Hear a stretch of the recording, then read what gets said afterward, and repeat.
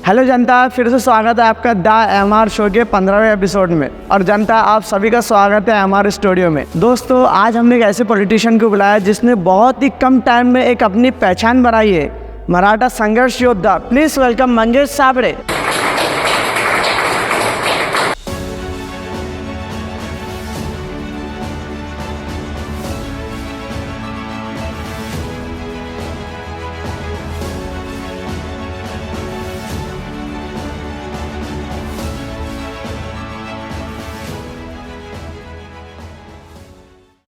बहुत बहुत धन्यवाद सर हमारे शो पर आने के लिए, और हमारी जनता भी आज हमारे साथ आई है। सर, एक सरपंच से लोकसभा चुनाव लड़ना, 1,59,000 मतदान लेना, ये कोई मामूली बात नहीं है। लोकसभा चुनाव लड़ने का अचानक से फैसला कैसे कर लिया आपने? देखो, ऐसा है कि ये जो लोग हैं पहले से शासन में हैं, हमारे ज़िले में जो खासदार है और जो लड़ना चाहते हैं, इलेक्शन लड़ना चाहते थे, जो प्रतिस्पर्धी है, उनके बराबरी में कहीं ना कहीं हम अच्छा काम कर सकते हैं। बिल्कुल, हम लोगों का हित जानते हैं, लोगों को क्या चाहिए है हम अच्छे से समझते हैं। ये हमें कहीं ना कहीं लगता था, इसलिए हमने निर्णय लिया। और जैसा कि आप जानते हैं, इस देश में लोकशाही है, हर कोई अपने हक की बात रख सकता है। बिल्कुल, हर कोई अपने किसानों के लिए, अपने भाइयों के लिए लड़ सकता है। इसलिए हमने लड़ना चाहा और हम लड़ लिए। सर, डॉक्टर कल्याण काळे कह रहे हैं कि मंगेश साबळे साहब को राव साहब दानवे ने खड़े करे मराठा समाज का मतदान लेने के लिए। देखिए, ऐसा है कि उनका जवाब हमने उनको दे दिया है, और अगर फिर भी उनको ऐसा लग रहा है कि हमको राव साहब दानवे जी ने खड़ा किया है, तो उन्होंने साबित करके दिखाना चाहिए। क्योंकि जो 1.5 लाख लोगों ने हम पे विश्वास डाल के हमको वोट दिया है, उनका अपमान वो कर रहे हैं और उनका अपमान हम सहन नहीं करेंगे। बिल्कुल, हालांकि वो खासदार बन चुके हैं, लेकिन सब जनता को पता है कि उनको खासदार किसने बनाया है और किसके कारण वो खासदार बने हैं। तो उन्होंने ऐसे बातें जो कि करना नहीं चाहिए, और फिर भी हमने उनको हमारे शब्द में अच्छे से समझा दिया है। और अगर आगे से ऐसी बात करते हैं तो एक जवाबदार, अभी वो प्रशासनिक अधिकारी है जी, उन्होंने जवाबदारी से बात करनी चाहिए, और किसी के भी दिल को ठेस पहुंचने की बात उन्होंने नहीं करनी चाहिए। ऐसे हमने चेतावनी उनको दी है। सर, मराठा समाज इतने दिनों से आरक्षण के लिए संघर्ष कर रहा है, लेकिन अभी तक प्रॉपर आरक्षण उनको नहीं मिला। इसका कारण आप किसको मानते हैं? इसका कारण आज तक तो यही मैं मानता हूँ कि जो मराठा समाज के लोग हैं जी, वो राजनीतिक दलों में बांटे हुए थे। वो अपने हक के लिए एक नहीं आ पा रहे थे। अभी उनको एक चेहरा मिला है जो कि उनके लिए लड़ रहा है। बिल्कुल, और एक सबको संगठित करके सरकार के खिलाफ लड़ने का काम कर रहे हैं। और हालांकि मेन प्रॉब्लम तो यही था कि जो लोक प्रतिनिधि मराठा समाज के हैं, जो कि ज़्यादा से ज़्यादा विधानसभा लोकसभा में है, बिल्कुल, उन्होंने भी आज तक इस विषय पर कोई चर्चा नहीं की, ध्यान देने का कोई प्रयास नहीं किया। उन्हें यही लगता गया आज तक कि मराठा समाज हमारे साथ में है, हमें बस ओबीसी समाज का वोट लेना है और इलेक्शन जीत के करके आना है। और ये जो बात है अभी उनके समझ में आ गई है। आज आपने नतीजे देखे होंगे, पिछले जो इलेक्शन हमारा लोकसभा का हुआ, उस नतीजों से पता चला है कि कितना बड़ा फटका मराठा समाजों का वोट का उनको बैठ सकता है। बिल्कुल। तो अभी जो है कि वो मराठा समाज एक हो गया है, और एक होके मराठा समाज एक साथ मिलकर सरकार के सामने डट के खड़ा है। तो अभी आरक्षण जल्द ही मिलने वाला है। सर, ओबीसी समाज भी अब उपोषण पर बैठ गए कि उनके आरक्षण से अब कटौती ना हो, इसके बारे में क्या कहेंगे आप? देखो, ये लोकतांत्रिक देश है, और इस देश में उपोषण करना, आंदोलन करना सबका अधिकार है। बिल्कुल, और वो कर रहे हैं उपोषण क्योंकि उनका आरक्षण टिका रहे। बिल्कुल। लेकिन हमारी जो समस्या है, हमारे बच्चे आत्महत्या कर रहे हैं। उनके बच्चे आत्महत्या नहीं कर रहे कि हमें आरक्षण मिला है और हम नौकरी को नहीं लग रहे।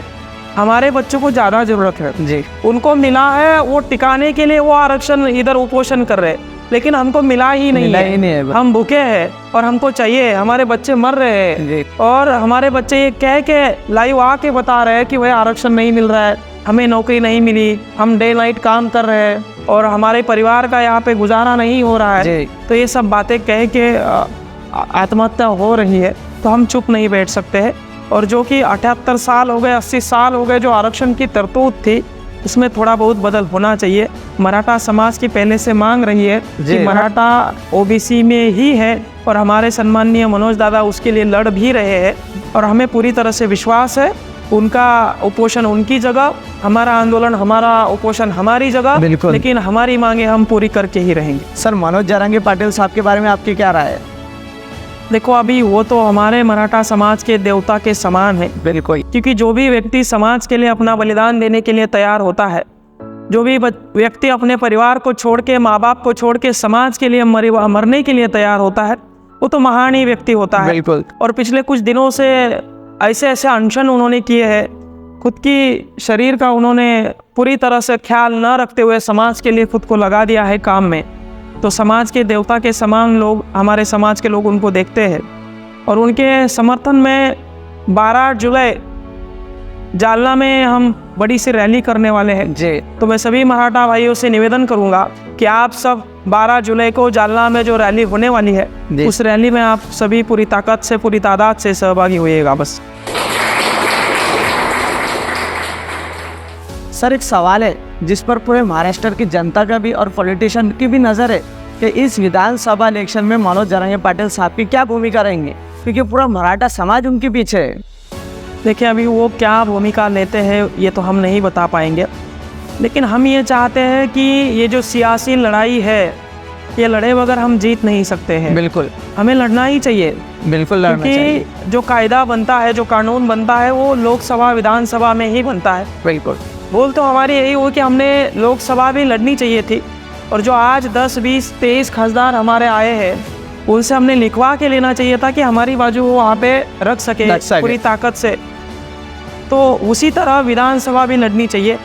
जो कि आप रास्ते पे ये लड़ाई लड़ रहे हो, तो ये लड़ाई मजबूत अगर करनी है तो विधानसभा में भी, और विधानसभा के होशियार हुनार बच्चे जो समाज के लिए काम करते हैं, वो भी अगर वहाँ पे जाते हैं, अपनी बाजू रखते हैं, बात रखते हैं, तो मुझे लगता है आसान होगा समाज के लिए आरक्षण का रास्ता। बिल्कुल। और दूसरी बात यह है कि जो बच्चों को पता है किसानों को क्या चाहिए, समाज को क्या चाहिए, ये जो बड़े बड़े लोग हैं पद ले लेते हैं, ये एमएलए बन जाते हैं, विधानसभा अध्यक्ष बन जाते हैं, विधानसभा सदस्य बन जाते हैं, और आप खुद अपने बच्चों को, अपने बीबी को, अपने परिवार को ही आगे करते हैं, समाज के बारे में बिल्कुल सोचते नहीं हैं। ऐसे लोगों को दूर रखते हुए सम्माननीय मनोज दादा जो है इस बार विधानसभा में पूरी ताकत से लड़ेंगे, ऐसी अपेक्षा तो हम फिलहाल कर रहे हैं, लेकिन आगे आगे होता क्या है ये हम सबको देखना जरूरी रहेगा। सर ऐसा सुनने में आ रहा है कि मनोज जरांगे पाटिल साहब अपनी खुद की पार्टी बनाएंगे। तो उनको पार्टी बनाने की कोई ज़रूरत है नहीं, क्योंकि उनका समाज जो है वो ही खुद एक बड़ी पार्टी है। बिल्कुल सर। और हज़ारों पार्टियों पे वो भारी है, क्योंकि जो पार्टी बनाता है वो फिर पार्टी के लिए काम करता है। पार्टी का सदस्य बनाना है, पार्टी का एमएलए बनाना है, पार्टी मजबूत करना है। मुझे नहीं लगता कि वो पार्टी बना के खुद को सिमट लेंगे और पार्टी के लिए काम करेंगे। मुझे ऐसा लगता है कि वो समाज के लिए काम करेंगे, और जो वंचित समाज है, दलित समाज है, जो आरक्षण से वंचित है, उन सबको लेके वो सामने जाएंगे, वो इलेक्शन जीत के आएंगे और सबके लिए काम करेंगे। मुझे फिलहाल तो ऐसा ही दिख रहा है। सर एक सवाल है जो मैं चाह रहा था कि बहुत दिनों से आपसे पूछूं कि आपने जो मराठा आंदोलन के टाइम पर कार जलाई थी, तो वो गुस्सा सर आपका पहले से था या अंतरवाली सराटे में जो लाठीचार्ज हुआ था उसके बाद आया? देखिए सर, कोई भी चीज़ अगर होती है तो एक तरफ से नहीं होती है, और जो जानपोल हुई है, गाड़ी जलाई है हमने, वो शौक से नहीं जलाई है। हमारे भाइयों पर, हमारे माँ बहनों के सर में लाठी मारी गई, उनका खून इस मिट्टी में मिलाया गया, और जो गुस्सा है हमसे काबू में नहीं रहा और हमने गाड़ी जला दी।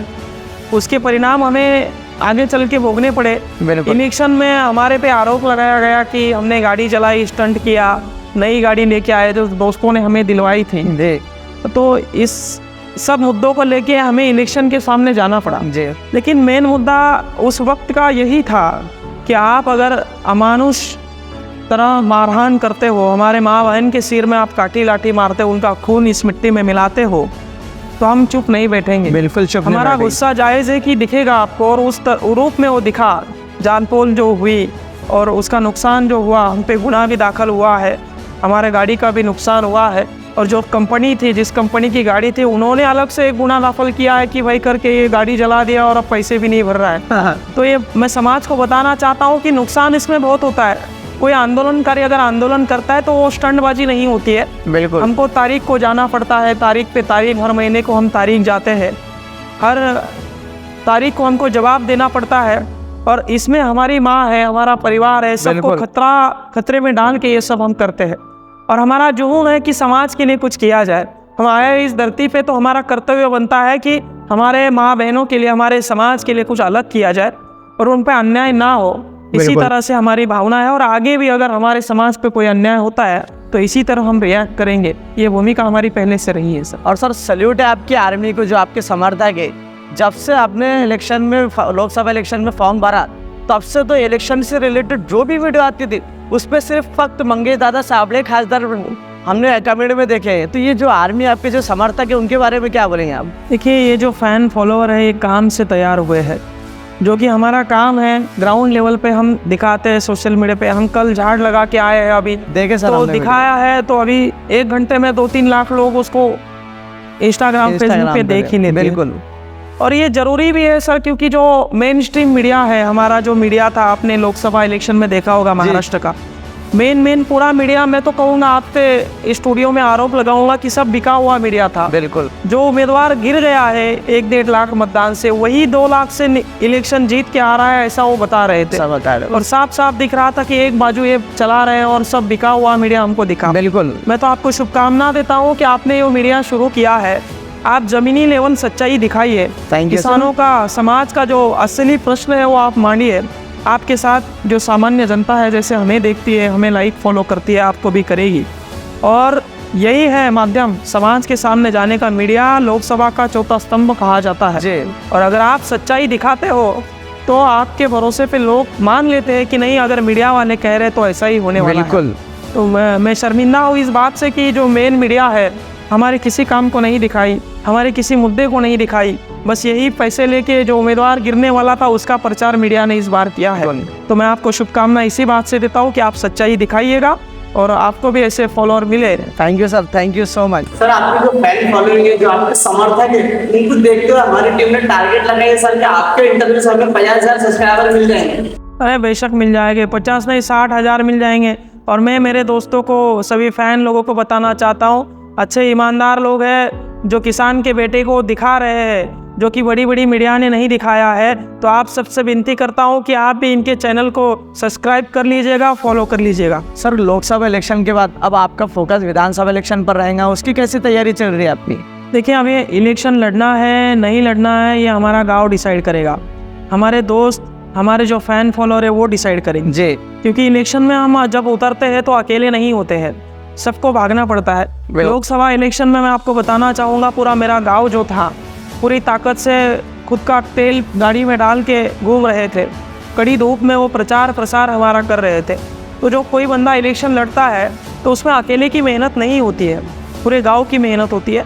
तो अगर मेरे गाँव ने अगर डिसाइड किया, मैं गाँव का एक प्रधान हूँ फिलहाल, मेरे गाँव ने अगर डिसाइड किया इलेक्शन लड़ना है और पूरी ताकत से लड़ना है, तो ऑफकोर्स मैं इलेक्शन लड़ूंगा और पूरी ताकत से लड़ूंगा। मेरा पंचायत समिति गण है, मेरा जिला परिषद गण है, उनसे मैं पूछूंगा, उनसे मेरे गांव वाले पूछेंगे कि अपना बच्चा जो है कि विधायक के लिए लड़ना चाहता है, लड़ना चाहिए कि नहीं लड़ना चाहिए। अगर उन्होंने पॉजिटिव रिस्पांस दे दिया तो ऑफकोर्स हम इलेक्शन के लिए तैयार रहेंगे। सर, आप कोई पार्टी से टिकट लेंगे या खुद के दम पर लड़ेंगे विधानसभा? देखिए, मैंने तो आपको बता दिया है कि गांव वाले अगर बताते हैं, मेरे विधानसभा के लोग अगर बताते हैं, तभी हम इलेक्शन लड़ाएंगे। लेकिन अगर लड़ने की बात भी आती है तो मैं आपको बता दूं, जिंदगी में कभी किसी पार्टी के साथ में इलेक्शन नहीं लड़ूंगा जी। जब लड़ने की जरूरत आई तो अपक्ष ही लड़ूंगा, क्योंकि मैं जानता हूँ, मैंने जैसे कि आपको बताया, पार्टी के बाजू से अगर अपन इलेक्शन लड़ते हैं तो पार्टी के लिए काम करना पड़ता है। पहला प्रतिनिधित्व जो होता है, पार्टी मजबूत करो, पार्टी का संगठन मजबूत करो, या फिर पार्टी के लिए काम करो, ऐसा उनका ध्येय धोरण होता है। तो हम ये नहीं करना चाहते। हमारा 25 साल का 26 साल का एज है, हमारे जो 25-26 साल बचे हैं वो हम किसी पार्टी के लिए नहीं बल्कि सामान्य किसानों के लिए, गौर गरीब जनता के लिए काम करना चाहते हैं। तो मैं यही कहना चाहूँगा कि कभी भी किसी पार्टी की तरफ से हम इलेक्शन नहीं लड़ना चाहेंगे। फिलहाल मुझे किसी का सुनने का पसंद भी नहीं है, जो पसंद आते हैं वही हम अपने दिल से करते हैं और हम गलत नहीं करते हैं। तो हमारा जो करने का अंदाज भी है तो वो पार्टी को पसंद नहीं आएगा। अगर किसी अधिकारी ने हमारा काम नहीं किया तो हम निवेदन 1 बार देते हैं, 2 बार देते हैं, 3 बार देते हैं और चौथी बार उसको पटक के आ जाते हैं। तो ये पार्टी को मुझे नहीं लगता कि सूट होता है। इसलिए हम जब इलेक्शन लड़ेंगे अपक्ष ही लड़ेंगे, चाहे हम आखिरी सांस तक गिरते ही क्यों ना रहे। कि अब जनता डिसाइड करेगी कि हमारा विधायक कैसा हो, वो पार्टी का जो काम करता है वैसा हो या फिर मंगेश साबले जैसा हो। तो मैं बस इतना ही कहना चाहूँगा जनता को कि जब लड़ेंगे अपक्ष ही लड़ेंगे। सर मराठा समाज को आपको कुछ मैसेज देना चाहेंगे आप? देखिए, फ़िलहाल तो मैं पूरे समाज बांधव से यही विनती करना चाहता हूँ कि हमारा मराठा समाज का आरक्षण का जो आंदोलन शुरू है, उस आंदोलन का भारी प्रभाव सरकार पे गिर रहा है और सरकार अपने दरबार में आ चुकी है, बार बार आ रही है। तो मैं सभी भाइयों से निवेदन करना चाहूँगा कि कोई भी सुसाइड ना करे। अपना जीवन ये मूल्यवान है और आरक्षण के चलते कोई अपना जीवन ख़त्म न करे, बल्कि छत्रपति शिवाजी महाराज, छत्रपति संभाजी महाराज ने हमें सिखाया है कि लड़ते लड़ते हमें मरना चाहिए। तो मैं सभी भाइयों से विनती, हाथ जोड़ के विनती करता हूँ, लड़िए, कायरता की तरह आत्महत्या ना करिए। लड़के अपना जीवन अगर ख़त्म होता है तो वो शूरता की निशानी होती है, तो कोई भी भाई अपना आत्महत्या नहीं करेगा। बस यही विनती करना चाहता हूँ। धन्यवाद सर हमारे शो का हिस्सा लेने के लिए।